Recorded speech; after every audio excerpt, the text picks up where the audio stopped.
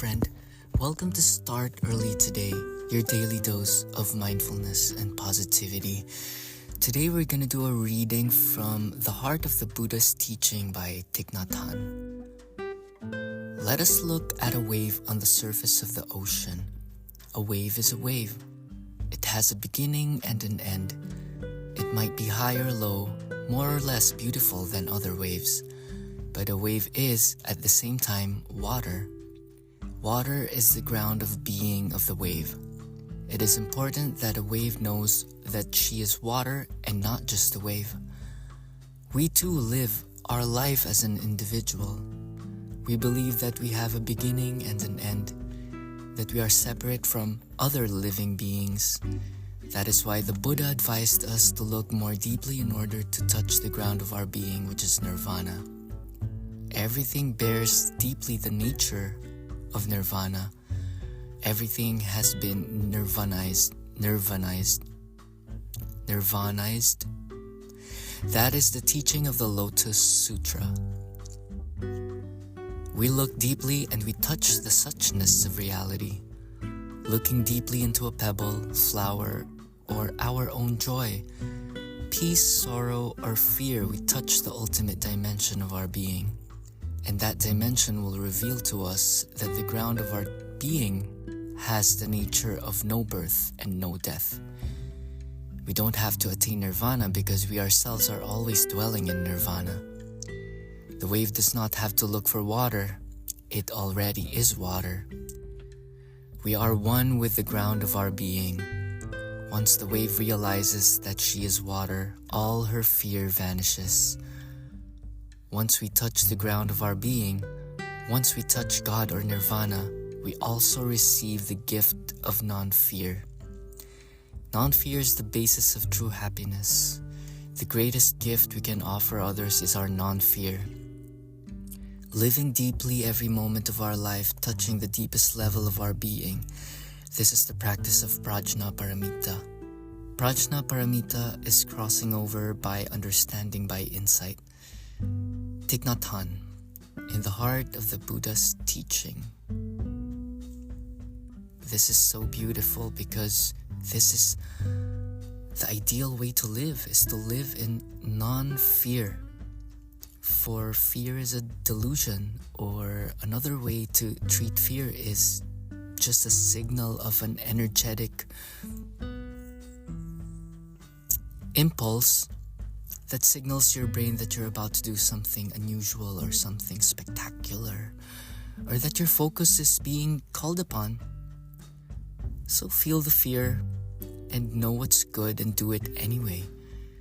So know that there is nothing to be afraid of because there's nothing wrong in the world ever.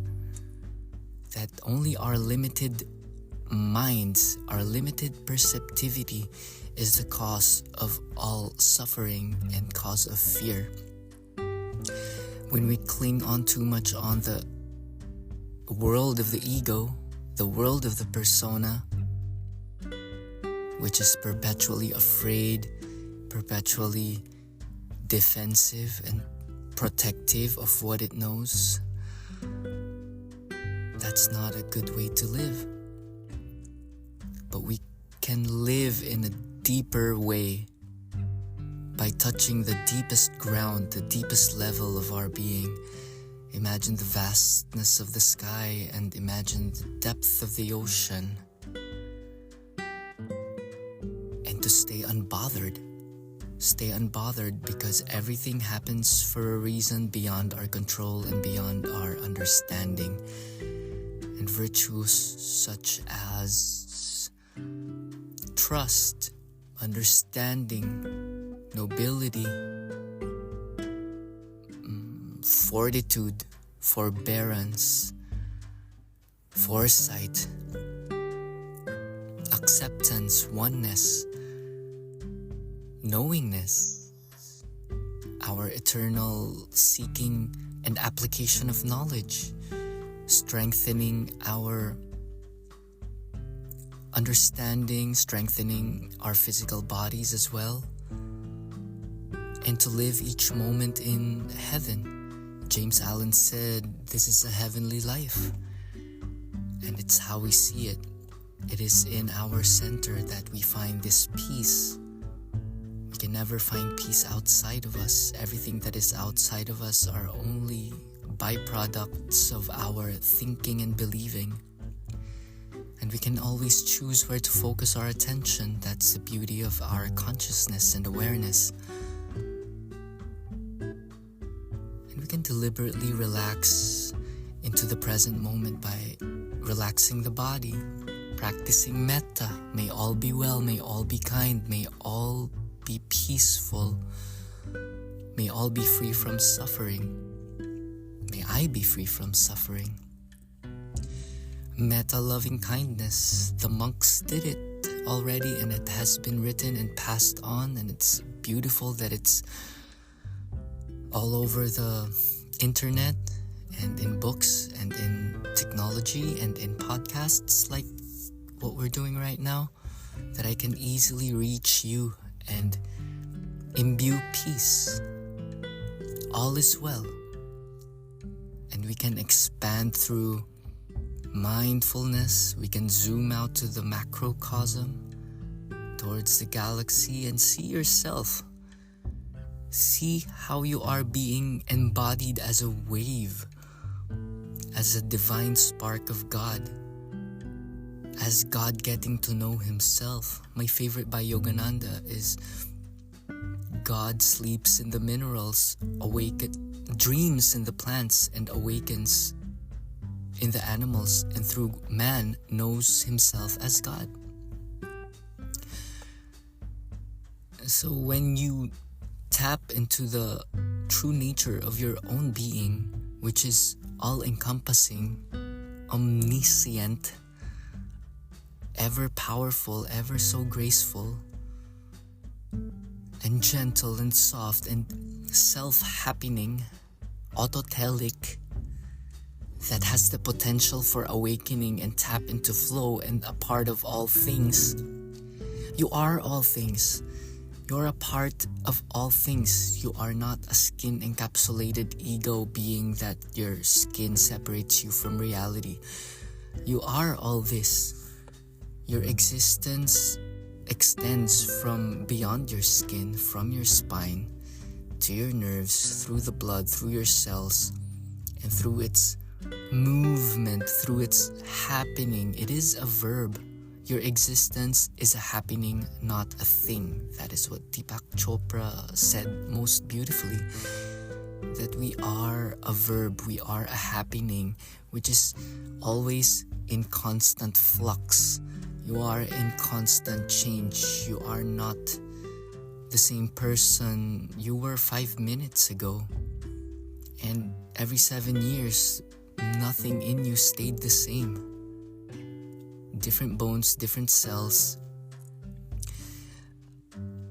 And your path, or shall we say, your speed or growth rate towards awakening or acknowledging your truest self is only dependent on your willingness and openness to it. It might involve some pain because you are required to let go past programmings or things that you used to know. But that's the behavior of the ego. It loves to cling. It loves to cling to what it knows. But everything dies and everything rebirths. So there's no point in holding on to things. One thing that helped me is the concept of impermanence and non-attachment. And letting go. Let go of the things that don't serve your highest purpose and your highest being for the new ones to come. It might come in the form of obligations and new responsibilities, new way of beings, new work, a new perception, a new life. So you can create a new life. It is truly heaven on earth. You have total liberation. You're free. We have this beautiful magical technology, so all you gotta do is push some buttons and discover a part of you that has been knocking. It has been laying dormant inside of you, but it is whispering. It is waiting to be born through you. What is this person? So this is the concept of your future self. So make time to dig deep and know that you are a part of all things. Know that nothing is ever wrong. Only the mind thinks it's so. The mind makes it so. The mind is the one judging that this is wrong and this is good. But if you take a step back, everything is neutral. Everything is just in hazy wave state, vibrating as the wind is blowing. Imagine the wind blowing and just observe. Become the silent watcher of the blowing of the wind. Become a silent watcher of the people around you peopling. And become a silent observer of yourself too. Just becoming a person. Just being a loving person. Not needing anything. It just is open and ready. Readiness has been the theme as of late. So it is Monday. Hope you're ready for everything that's destined for you. So I had a great time reading this one from Thich Nhat Hanh. If you want to work with me as your conscious mindfulness guide, and we can uncover and clarify some paths for you, and maybe build some skill in ways of being and ways of looking at things. This has been my life's passion for years now. I studied with Jack Kornfield. He's an amazing teacher. I took up a certified life coaching institute certification. I also did MBSR. That's by John Kabat-Zinn. And just endless listening to podcasts and reading books. I have right here beside me Yogananda's books, and lately Sir David Hawkins. He's most known for Power versus Force, and he's known for the vibrational maps of consciousness chart that we are vibrating at certain cycles per second, if I may say. I don't know how he rates it. Stuart Wilde calls it cycles per second. If you're vibrating at 500 above, it is love, and 500 below is going to like farther away from your true nature, farther away from your godliness. We can do a quick read. I'm just gonna open a random page in David Hawkins' book, Dissolving the Ego, Realizing the Self. Page 17. The ego clings to emotionality, which is intimately connected with its positionalities. It pretends to think that it has no other choices. To surrender to God means to stop looking to the ego for solace and thrills, and to discover the endless serene joy of peace. To look within is to find the underlying, ever-present source of the illumination of the mind itself. To look within is to find the underlying, ever-present source of the illumination of the mind itself. So we can see parallels of Thich Nhat Hanh's writing when Thich Nhat Hanh talks about the ground of being, which is the analogy being the waves is made of water, and with David Hawkins, it is looking within, and the source of the illumination is mind itself, that whatever we're looking for is already contained within. Only if we take the time to stop, Stop the chattering and the wheels of the mind. And becoming consciously silent is one of the jewels of life. When you just stop and sit, all questions shall be answered. All will become clear. And you can watch the very small part of yourself, which is the ego.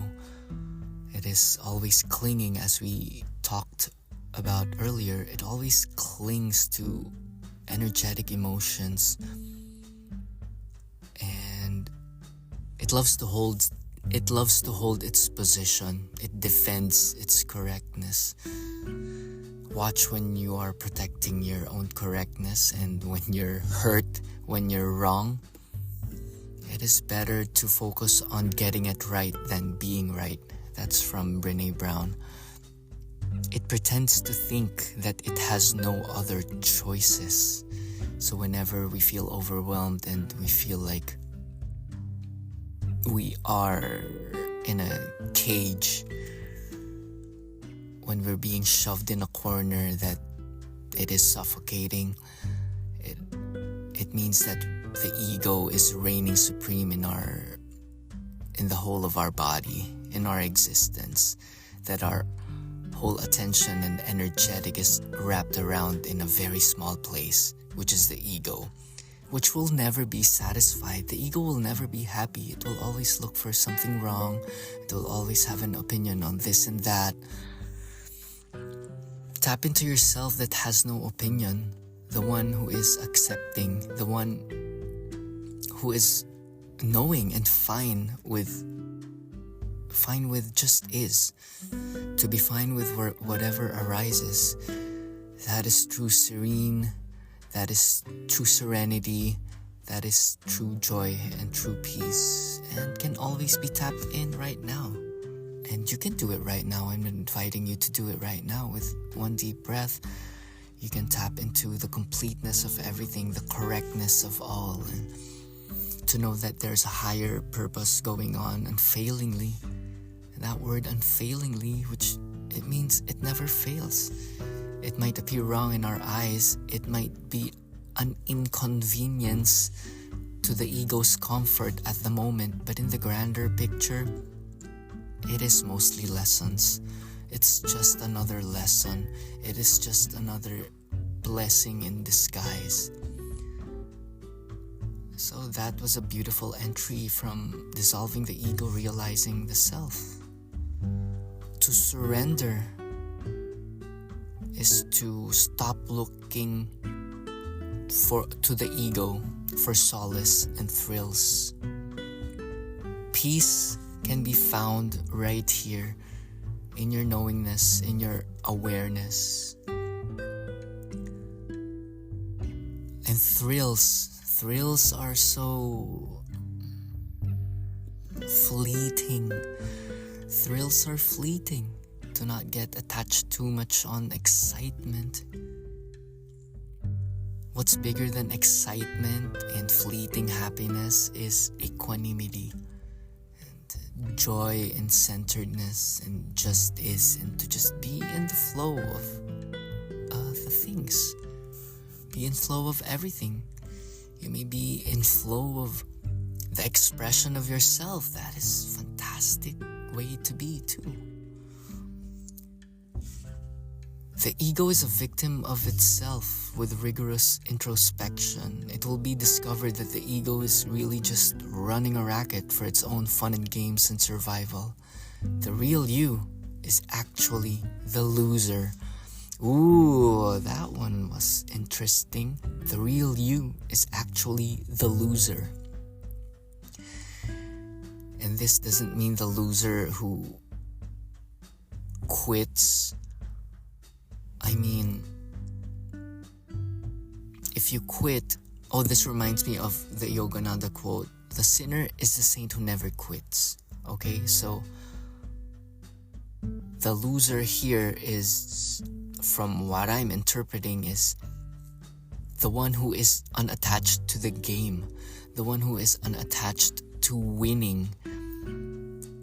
Another good one is to not be attached to the fruits of your labor, because the ego loves to play games, and it is always out there to be right, to be correct, to fix others, to fix things around him.